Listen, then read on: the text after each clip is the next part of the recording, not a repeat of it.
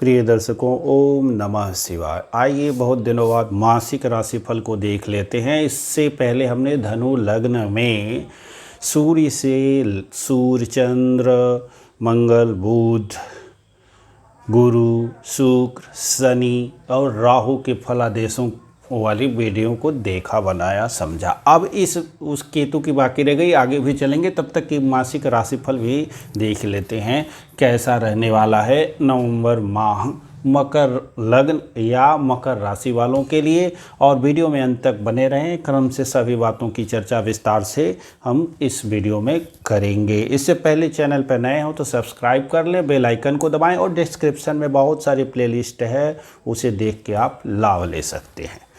तो आप ये देखिए, ग्रहों की ये जो स्थिति है, आपके लग्न में ही गुरु और शनि देव का नीच भंग राजयोग बना हुआ है। वैसे तो गुरु 22 नवंबर के आसपास अपनी राशि नीच राशि मकर को पूर्णतः छोड़ करके कुंभ राशि में चले आएंगे, जो इनकी शनि राशि है, और शनि से दूसरे चले जाएंगे और मकर लग्न से दूसरे भाव में चले जाएंगे, मकर राशि से दूसरे भाव में चले जाएंगे। तो राशि से दूसरे भाव में गुरु का जाना मकर राशि वालों के लिए बहुत ही उत्तम है। तो ये 22 तारीख के आसपास जाएंगे। इधर सूर्य का परिवर्तन, सूर्य भी नीच राशि में अभी चल रहे हैं, जो 16 तारीख 15 की रात कहिए या 16 तारीख के आसपास में इनका पूर्णतः फल वृश्चिक राशि लाभ भाव में मिलने लगेगा।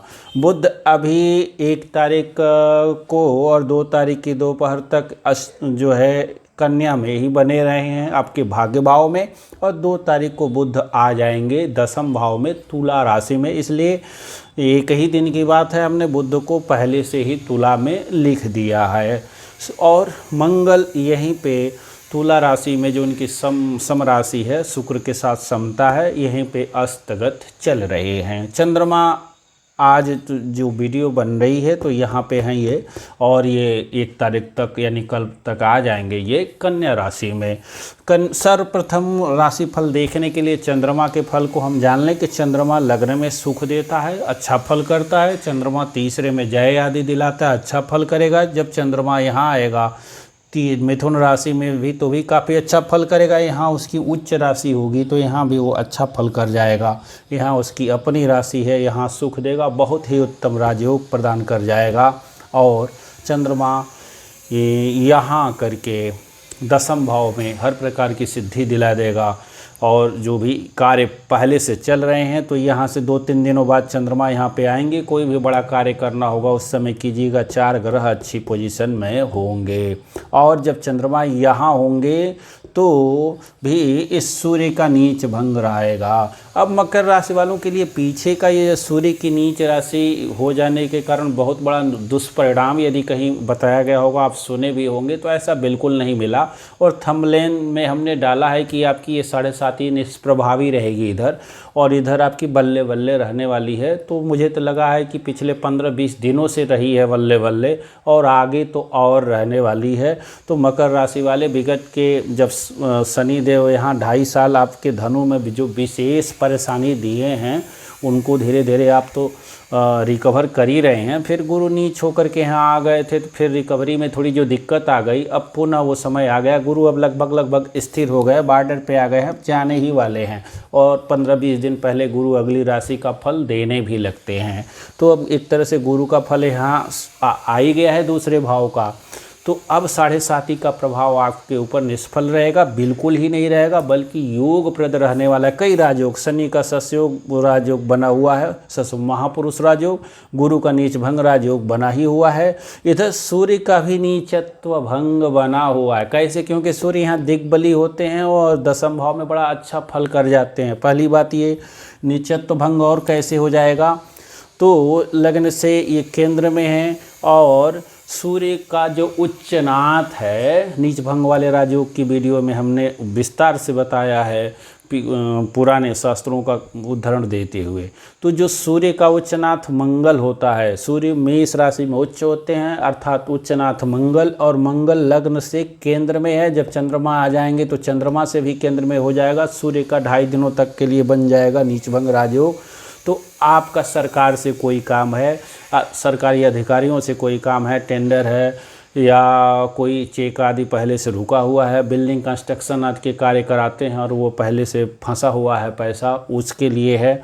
नौकरी प्राप्ति के लिए प्रयासरत हैं काफ़ी दिनों से और ढूंढ रहे हैं, तो उन 2.5 दिनों में यहाँ आपके लिए बड़ा ही उत्तम अवसर बन कर के आ रहा है। प्रयास करेंगे, आपको नौकरी निश्चित मिलने के योग हैं और सम्मान भी मिलेगा। पदोन्नति चाहते हैं तो आप अपने जो सरकारी अधिकारियों से आपका काम पड़ेगा, तो इस समय आप वो प्रोसीड करेंगे तो यहाँ पे आपको सफलता मिलने के भरपूर अवसर बने हुए हैं और सफलता मिल जाएगी, क्योंकि ये सारे ग्रह यहाँ पे अच्छा फल कर जाएंगे मंगल को छोड़ के। तो मंगलस्थ है, इसलिए मंगल का प्रभाव भी बहुत कम है।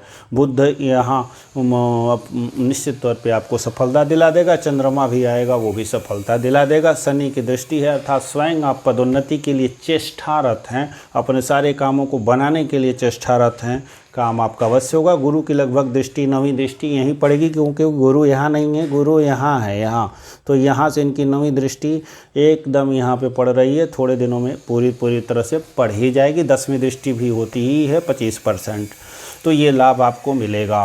तो इस समय आपकी वाणी अच्छी रहने वाली है। वाणी जनित आपके जो भी कार्य हों उससे भी आपको धन आएगा, गुरुओं से धन आएगा, गुरु तुल्य लोगों से धन आएगा, विदेश आदि से भी आपको धन आने की संभावना है। इस समय आपको दाम्पत्य सुख, बहुत दिनों से जो परेशानी चल रही थी, तो शुक्रदेव यही हैं, कहीं न कहीं से व्यवस्था होगी और दाम्पत्य का जो है थोड़ा सा सुख की अनुभूति अवश्य होगी, क्योंकि शनिदेव की जो यहाँ दृष्टि है ये परेशान किए हुए है। जब यहाँ थे तो भी यहीं से डिस्टर्ब किए हुए हैं, तो बहुतों को डिस्टर्ब है, और जिनकी कुंडली में मूलतः योग है उनका डिस्टर्ब है, सबका तो नहीं होगा। और जो सबका जिसका नहीं है उसका भी तो जब यहाँ रहे होंगे तो कुछ न कुछ परेशानी आई होगी, कोई न कोई तात्कालिक कारण आया होगा जिससे इस सप्तम भाव अर्थात साथी से सुख नहीं मिल पा रहा होगा, तो वो सुधार हो जाएगा। यहाँ शुक्र आपको सया सुख भी प्रदान करेंगे, भोगप्रद सामान खरीदवा भी सकते हैं, उससे भी सुख प्राप्त होगा। कोर्ट केस कचहरी आदि में आपके मुकदमे आदमी हैं, वहाँ भी आपको विजय मिलने की संभावना रहेगी। पुराने रोग आदि आपको चल रहे हैं तो हो सकता है आप हॉस्पिटल से मुक्त हो जाएं और रोग आपके ठीक हो जाएं। संतान प्राप्ति के लिए यदि आप इच्छा रख रहे हैं तो अब योग बन जाएगा माह के अंत में, और संतान प्राप्ति के भी अच्छे अवसर आपको मिलेंगे। गुरुदेव अच्छी पोजीशन में जा रहे हैं कुंभ राशि में जाते ही। और उसके बाद भाई बहनों से थोड़ा सा ये हो सकता है कि कुछ अभी भी मतभेद बना ही रहे, क्योंकि गुरु अब यहाँ से 12वें रहेंगे, इसीलिए फिर भी बल आ गया तो थोड़ा बहुत सामंजस्य बनने की स्थिति आएगी। भूमि भवन वाहन के बारे में सोच रहे हैं तो मंगल अपने घर को देख रहा है और ऐसा योग बनेगा कि आप भूमि भवन वाहन के संबंध में प्रयासरत रहें और भूमि भवन वाहन आप खरीद पाएँ, क्योंकि शुक्र कहा ना लग्जरी का कारक है, तो ये भी आपको खर्च कराएगा, लेकिन कहाँ कराएगा? वाहन पे करा सकता है, भूमि भवन वाहन पे करा सकता है। मंगल भी यहाँ देख रहा है इसीलिए, और बुध भी देख रहा है इस भाव को इसीलिए, और बुध आपका परम योग कारक ग्रह बनता है मकर लग्न में, भाग्येश भी है। तो ऐसी स्थिति बनेगी और आप प्रयास करेंगे तो आएगा। माता का स्वास्थ्य थोड़ा सा मंगलस्थ चल रहे थे और लाभ को प्रवाहित कर रहे थे, तो अब सुधार हो जाएगा, क्योंकि सूर्य तेजी से आगे निकल जाएंगे, सूर्य मंगल उदय होने की स्थिति में भी आ जाएंगे, तो माता जी के स्वास्थ्य में भी सुधार की स्थिति आएगी। माता जी से लाभ आप चाहेंगे तो वो आपको माता जी से लाभ भी प्राप्त होगा। जैसे मान लीजिए कोई बिजनेस करते हैं, माता जी से पैसा चाहिए, मिल जाएगा। कोई भूमि वगैरह पुरानी बेचना चाहते हैं, बेच लेंगे और उससे लाभ प्राप्त हो जाएगा। और संतान के बारे में पहले ही का बहुत बड़ा निवेश वगैरह शेयर मार्केट वगैरह में करना चाहते हैं तो माह के अंत की स्थिति अच्छी आ जाएगी, सूर्यदेव उच्च हो जाएंगे और गुरु की पोजीशन भी ठीक हो जाएगी, तो माह के अंत में कीजिए निवेश, अच्छा रहेगा। और आते हैं यहाँ इस भाव से ये त्रिकोण में आ जाएंगे बुध, और अच्छा है, रोग ऋण का बिल्कुल समन करने की स्थिति दिख रही है। ऋण चाहते हैं तो ऋण मिल जाएगा, ऋण जमा भी करना चाहते हैं तो क्या ऐसी स्थिति रहेगी? थोड़ा सा और इंतज़ार करना पड़ेगा। जब मंगल यहाँ आएंगे तो खूब लाभ होगा, उस समय यहाँ से ऋण का नाश होगा। अभी क्या होगा? ऋण ले सकते हैं और ऋण भूमि भवन वाहन के लिए ले सकते हैं, और कोर्ट केस आदि को जीतने के लिए भी आप पैसा खर्च हो सकता है, वहाँ भी ऋण जा सकता है। नौकरी आपको मिल जाएगी। हमारे युवा दर्शकों अच्छा अवसर है, प्रयास कीजिए, जी जान लगा करके। प्राइवेट नौकरी के लिए चाहते हैं तो भी, और सरकारी की तो एक प्रक्रिया ही है। तो निश्चित तौर पे यदि आपकी परीक्षा आदि इस बीच में होने वाली है तो आप वहाँ आपको सफलता मिल पाएगी, क्योंकि यहाँ राहु भी आपको अच्छी प्लानिंग करने की अच्छी बुद्धि दे रहे हैं। गुरुदेव अच्छे हो ही गए, उनकी दृष्टि भी यहाँ पड़ रही है, यहाँ पड़ जाएगी। तो माह के अंत में यदि आपकी कोई परीक्षा है तो सफलता के भरपूर अवसर रहेंगे। दाम्पत्य का क्या करेंगे? तो दाम्पत्य का पहले ही हमने कहा कुछ सुधार आने की संभावना रहेगी, और पार्टनर आदि से भी काम कुछ हद तक बनेगा। जब चंद्रमा यहाँ रहेंगे तो बनेगा, जब चंद्रमा यहाँ रहेंगे तब बनेगा, चंद्रमा यहाँ रहेंगे तो बनेगा, चंद्रमा इसी भाव में रहेंगे तो बनेगा, जब चंद्रमा यहाँ रहेंगे तब ऐसी स्थिति बनेगी। विवाह आदि तब प्रयास करेंगे तो सफलता मिल सकती है। अब आकस्मिक दुर्घटना आदि की स्थिति इस समय नहीं रहेगी, अच्छा रहेगा। ज्योतिष आदि में रुचि रखते हैं तो वो अच्छा रहेगा।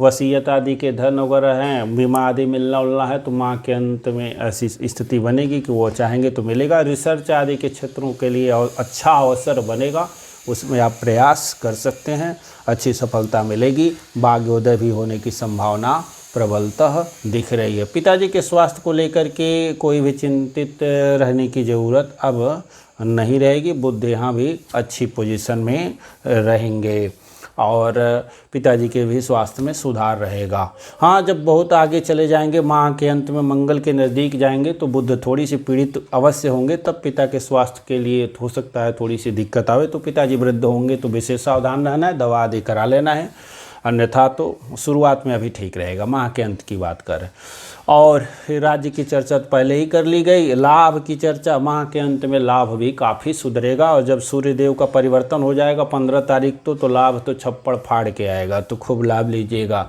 पिताजी से भी लाभ होगा और बाकी जो है सरकारी अधिकारी आदि से भी लाभ होगा, इनकम आएगी, अनुशासन बढ़ेगा। विदेश यात्रा आदि के लिए इस भाव में ही शुक्र हैं, जा सकते हैं, कोशिश करेंगे और योग आदि बनेंगे को तो ठीक अच्छी स्थिति दिख रही है। हाँ, कुंडली दिखाने के लिए नंबर हमने दिया हुआ है, व्हाट्सएप नंबर है, शुल्क के साथ सलाह मिलेगी। उपाय क्या करेंगे? तो इस बीच में आप के ग्रह ठीक ठाक दिख रहे हैं, बुध के रत्नों वगैरह, यदि आपकी कुंडली में बुध ठीक ठाक है तब बुध के रत्नों पे जाएंगे, अदरवाइज भगवान नारायण की उपासना करेंगे, बुध अच्छा हो जाता है। हमने तो पुस्तकों में बुध को विष्णु कहा गया और शुक्र को लक्ष्मी कहा गया, बुध और शुक्र से लक्ष्मी नारायण योग बनता है। तो जो टेक्स्ट बुक है उसमें बुध के देवता को भगवान नारायण को बताया गया है। यज्ञों वही विष्णु, बुध यज्ञ का कारक है, तो वहाँ से भी स्थिति बन रही है। तो इसलिए भगवान नारायण की उपासना आराधना करेंगे तो बुद्ध में और बल आएगा, भाग्योदय और अधिक आपका होगा। गणेश जी की उपासना करते हैं इसलिए भी कहा जाता है क्योंकि बुद्ध बुद्धि का कारक है, गणेश जी बुद्धि के देवता हैं, बुद्धि विवेक आदि देते हैं। करेंगे अच्छा रहेगा, क्योंकि राहु यहाँ कुछ न कुछ भ्रम दे ही सकता है, इसका नैसर्गिक गुण है। तो बहुत अधिक प्लानिंग बना सकता है, तो अतिशय प्लानिंग भी ठीक नहीं है। तो बुध को बचाए रखना अति उत्तम है। थोड़ा सा पीड़ित कहेंगे, 2 अशुभ ग्रहों का प्रभाव, शनि की दृष्टि भी, तो शनि हालांकि लगने से फिर भी बुध को पीड़ित कर ही सकता है। जैसे पिता पुत्र में भी तो झगड़ा होता ही है ना। तो मान लीजिए ये पिता को यहाँ से देखते हैं और बुध स्वयं ये शनि लग्नेश है, तो लग्नेश की दृष्टियाँ वैसे तो योगकारी रहेगी। तो ये क्या करेगा, पिताजी को कहेगा अपने लाभ के लिए, कहेगा पैसा दीजिए। अब ये पिताजी पैसा नहीं देंगे तो कुछ न कुछ खटपट होगा ना, तो ऐसे भी तो पीड़ित हो कह ही देंगे, तो ये भी पीड़ित होना होता है। तो इस प्रकार से मित्र ग्रह भी एक दूसरे को पीड़ित कर सकते हैं, क्योंकि उनका नैसर्गिक अपना स्वभाव भी है, वो भी उनको दिखाना है, और उद्देश जो हैं उसके भी गुण को उनको दिखाना है। तो वीडियो को लाइक करें और चैनल को सब्सक्राइब करें। धन्यवाद।